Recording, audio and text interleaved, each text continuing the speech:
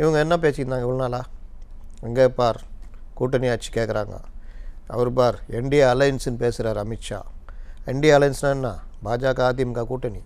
அவர் பார் அமித்ஷா பேட்டியில் அதிமுகலேருந்து ஒருத்தர் முதல்வர்னார், எடப்பாடி பேரை ஏன் சொல்ல?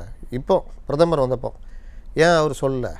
அப்போ இவங்களாம் என்ன, அங்கே கூட்டணி பெரிய பிரச்சனை ஓடிட்டுருக்கு, சண்டை ஓடுது, இப்படியே காமிச்சிருந்தாங்க. அந்த ஊடகங்களும் ஆதரவு ஊடகங்கள் இருக்காங்கல்ல, அவங்க எல்லாம் அதே மாதிரி போய் கேட்குறது, கேள்வி கேட்குறது, இதெல்லாம் நடந்தது.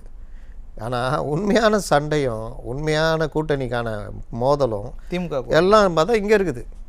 என்னடா இது அங்கேன்னு பார்த்தா இங்கே அடிச்சிட்டு இருக்கிறாங்க. இவ்வளோ நாள் ஏதோ ஒற்றுமை இருக்கிற மாதிரி ஒவ்வொருத்தரும் ஆரம்பிச்சிட்டாங்க. ஜவாஹிருல்லா 5 சீட்டு கேட்குறாரு.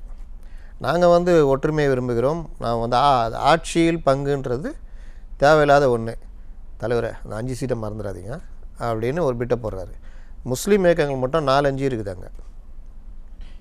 அப்போது இவருக்கு 5 கேட்குறாருன்னா அட்லீஸ்ட் 2-3ன்ற மாதிரி நிற்கிறாருன்னா முஸ்லீம் லீக் இதோட ஜாஸ்தி கேட்பாங்க. எஸ்டிபிஐ மனிதநேய ஜனநாயக கட்சி தாவேக்காக போகிறேன்டாப்பில் அவர் அன்சாரி உடனே அவர் இழுத்து பிடிச்சி கையை பிடிச்சி நிப்பாட்டி வச்சுக்கிறாங்க. அப்போ இந்த டீம் எல்லாத்துக்கும் கொடுக்கணும். சிபிஎம் சிபிஐ டபுள் டிஜிட் முதல்வர் கொடுத்தே ஆகணுன்ற மாதிரி பேசுகிறாங்க காங்கிரஸ். அப்போது காங்கிரஸ் முதல்ல என்ன பண்ணுது, இவங்க சண்டை என்ன ஆகுதுன்னு காத்துக்கிட்டு இருக்கிறாங்க. முடிஞ்சோடனே அவங்களும் ஆரம்பிப்பாங்க.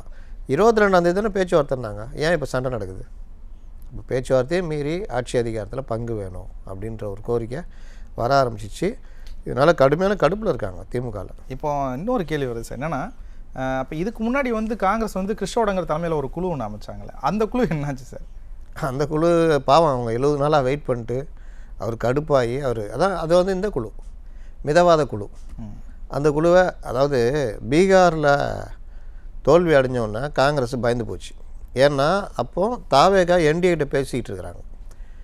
அப்போ அவங்க போய் மூவ் பண்ணி பார்க்குறாங்க, பிரவீன் சக்கரத்தை வச்சு அவங்க பிடி கொடுக்கல. அப்போது பீகார்லேயும் தோற்றுட்டோம், திமுக தான் நமக்கு ஒரே இது. அப்போ எல்லாம் கை கட்டிட்டு நின்றுக்கிட்டு, சார் எங்கள் 6 பேர் கொண்ட குழு போட்டிருக்கோம். அவங்க கேட்டது என்னென்னா, எங்களுக்கான தொகுதி எண்ணிக்கை சொல்லிட்டு தொகுதியை ஒதுக்கிட்டிங்கன்னா சைலண்ட்டாக சொல்லுங்கள், நீங்கள் வெளியில் அறிவிக்க வேணாம், நாங்கள் எங்கள் தொகுதியில் வேலையை பார்க்குறோன்னு சொல்லிட்டு வந்தாங்க. பார்க்கலாம் அப்படின்ட்டாங்க. 70 நாள் கிட்டத்தட்ட 2.5 மாதம் காத்திருந்தோம், ஒன்றும் நடக்கலை. கரெக்டாக என்டிஏல பேச்சுவார்த்தை இல்லை, விஜய் தனியாக நிற்கிறேன்னு அறிவித்த உடனே காங்கிரஸுக்கு ஜாலி ஆகிடுச்சு. பேட்டா இதுவாக காட்டுறீங்கன்ட்டு நாங்கள் பேசுகிறோன்ட்டு உடனே அந்த டீம் கிளம்பிடுச்சு.